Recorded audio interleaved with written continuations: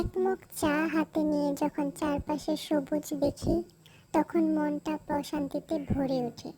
এটা শুধুমাত্র এক কাপ চা নয়, আমার জন্য এক মুখ ভালোবাসার উষ্ণতা। প্রকৃতির মাঝে এরকম এক কাপ চায়ের চুমুক জীবনকে অনেক সুন্দর করে দেয়। পাখির কলকাকলি আর এই ভেজা মাটির সুগন্ধি পরিবেশে আমার হাতে তৈরি এক কাপ চাই যথেষ্ট। চায়ের ধোঁয়ায় ঢাকা স্মৃতিগুলো তখন আরও প্রিয় ও সুন্দর হয়ে ওঠে।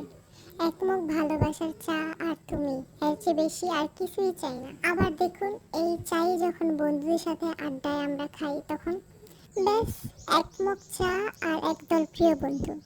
এরপর আর কি চাই বলুন? আড্ডা আর চায়ের এই যুগলবন্দি দিনকে স্পেশাল বানিয়ে দেয়।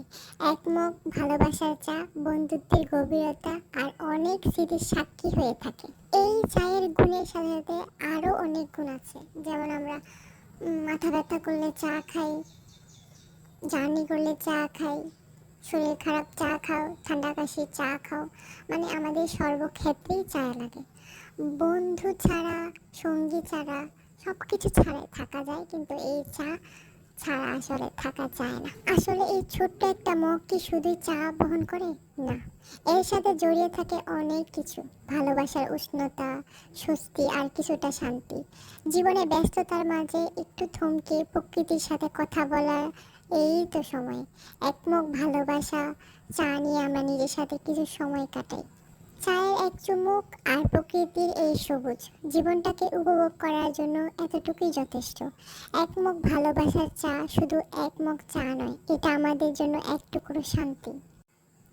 আমি যখন এই পরিবেশের দিকে তাকাই, সবুজ গাছপালা আর সুন্দর পরিবেশের দিকে তাকালেই তখন সব ক্লান্তি ভুলে যাই। তার মধ্যে যদি আমার একটু চা থাকে তাহলে আরও বেশি মনটা ভালো লাগে। আমি এই সবুজের মধ্যে আমি আমার সব ক্লান্তি, সব কিছু ভুলে গিয়ে চায়ে চুমুক দিলে আমার সকল কষ্ট লাগা, খারাপ লাগা সব কিছু চলে যায়। অনেক কথা আর গল্পের মধ্যে দিয়ে আমি চাটা বানিয়েছি। আপনারা সকলেই দেখেছেন আমি এই চায়ের মধ্যে কত দিয়ে এই চাটা বানিয়েছি। আসলে এই চাটা একটা ঔষধি চায়ের মতো কাজ করে। সারাদিন ধরে কেমন জানি মাথাটা ভার লাগতেছিল, ঘুম আসতেছিল না, শরীরটা অনেক ক্লান্ত ক্লান্ত লাগতেছিল।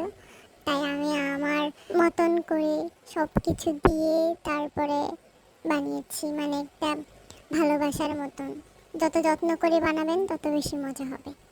তো আপনাদের সাথে কথা বলতে বলতে আমার চাটা হয়ে গেল, আমি এখন চাটা খাবো। আমি যেভাবে চাটা বানিয়েছি সবাই এরকম করে বানিয়ে একবার খাবেন, দেখবেন আপনাদের কাছে অনেক বেশি ভালো লাগবে। আলহামদুলিল্লাহ, সবাই আমাদের জন্য দোয়া করবেন। সবাই অনেক বেশি ভালো থাকবেন, পাশে থাকবেন। আল্লাহ হাফেজ।